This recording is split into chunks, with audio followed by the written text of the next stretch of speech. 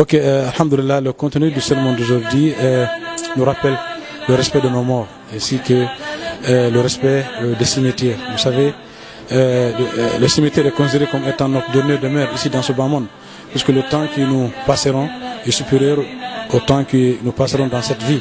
Donc il faudrait s'y préparer conséquemment en faisant de bonnes œuvres, de bonnes actions, car tôt ou tard on quittera ce monde pour l'autre monde, le monde de Al-Barzakh, c'est-à-dire c'est une vie intermédiaire entre la mort et la résurrection. Donc c'est pour vous dire combien de fois l'être humain doit essayer de se préparer pour ce jour-là, car le jour où on nous prendra, où nous fera sortir dans nos demeures pour la tombe, c'est un jour, et que ce jour-là soit un grand jour pour nous. Et cela ne peut s'effectuer que si nous sommes dans la droiture, dans le droit chemin, et que nous fassions tout ce que Allah aime et qu'il agrée pour mériter une fin meilleure. Oui. Le choix de ce thème, nous constatons qu'actuellement, il y a beaucoup de nos cimetières qui ne sont pas entretenus, qui ne sont pas, disons, protégés. Et il y a un laisser-aller total. Donc, nos autorités ont voulu alerter sur ce point, que nos cimetières doivent être entretenus, doivent être très bien, on doit avoir des gens qui vont s'occuper de nos cimetières pour que ça soit très bien visible. Comme nous savons tous, dans nos maisons, c'est très propre, c'est très bien entretenu. Là où nous amenons chaque jour nos parents, nos frères et sœurs, nos compatriotes, c'est un endroit aussi à entretenir. Donc, et rendre visite à nos morts nous rappelle qu'un jour, nous aussi, nous serons à leur place.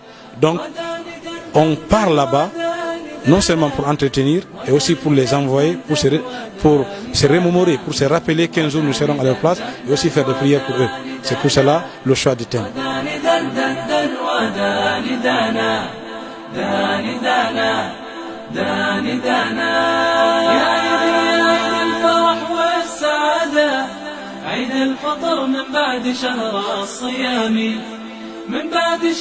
C'est une organisation de jeunes qui sont là, qui ont eu l'initiative d'avoir vraiment une organisation qui s'occupe de l'entretien et de l'assainissement de la mosquée.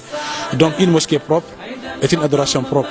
Donc puisque les mosquées sont des endroits pour essayer d'être en contact avec Dieu spirituellement, donc il y a lieu que cette mosquée, que toutes les mosquées soient propres, que quand le musulman rentre, qu'il a la paix du cœur, qu'il prie quand il fait face à Allah, qu'il a le sentiment qu'il est dans un endroit propre, car il est en train d'adorer Allah qui aime la propreté. Donc c'est pour vous dire que l'exemple peut-être de cette mosquée, d'autres gens vont essayer d'imiter cela pour qu'ensemble les maisons de Dieu soient plus propres que nos maisons.